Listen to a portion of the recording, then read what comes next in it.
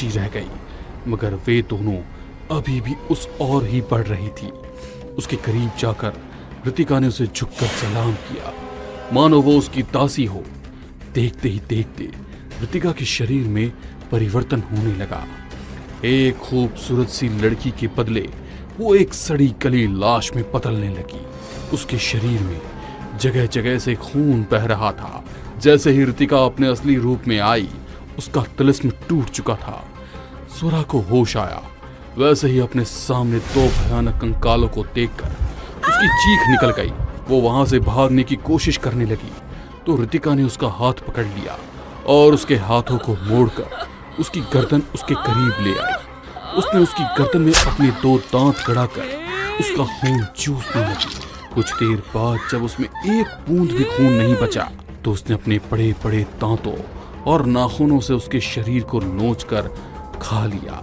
ये पूरा नजारा देख सोनिका बेहोश हो गई। जब उसकी आंखें खुली तो वो उसी कब्रिस्तान में थी। उसके सामने न तो स्वरा की लाश थी और ना ही ऋतिका का कोई नामो निशान। मैं यहाँ कैसे?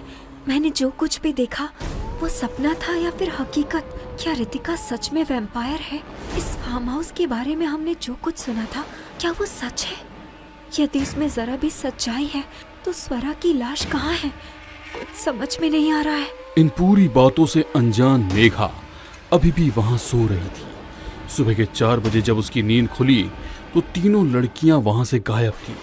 उसने सब और उन तीनों को ढूंढा, मगर उसे कोई नहीं मिला।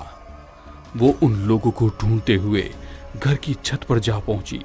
उसने चारों तरफ देखा तो उसकी निगाह कब्रिस्तान की ओर गई। उसने देखा स्वरा वहां पर खामोश सी बैठी और सोनिका जोर जोर से हिल रही थी। ये दोनों उस कब्रिस्तान में क्या कर रही हैं?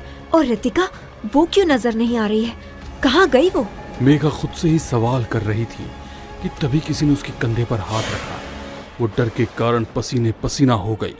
वो धीरे से पलटकर पीछे देखने लगी तो वहां पर ऋतिका खड़ी थी। इतनी रात गए तुम छत पर क्या कर रही हो? मना किया था ना, कब्रिस्तान क्यों नहीं जाना है? कहते हुए उसकी आंखें एकदम लाल हो गई। एक तो पहले ही उसने सोनिका और स्वरा को कब्रिस्तान में देखा, ऊपर से ऋतिका की लाल लाल आंखें डर के कारण उसका बुरा हाल हो चुका था। वो मैं तुम लोगों को ढूंढते हुए यहाँ पहुंची। तुम लोग कहाँ थे? और सामने देखो, स्वरा और सोनिका शमशान में क्या कर रहे हैं?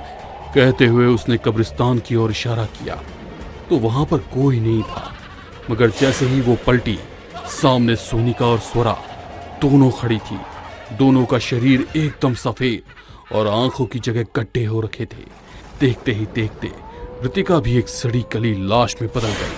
अपनी तीनों दोस्तों का ये हाल देखकर मेघा बहुत जोर जोर से चीखने लगी। क्या हुआ मेघा?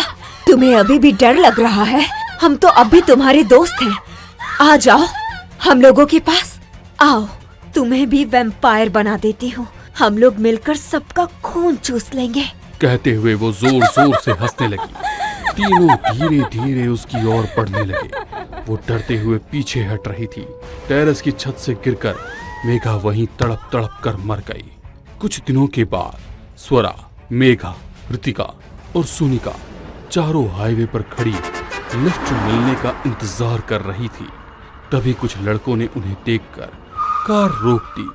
चारों एक दूसरे की तरफ देखकर मुस्कुराने लगी, फिर उस कार में बैठ गई। कुछ पल के बाद कार का खुद पर कंट्रोल खत्म हो गया था और कार सीधे जाकर कब्रिस्तान के दरवाजे पर रुकी।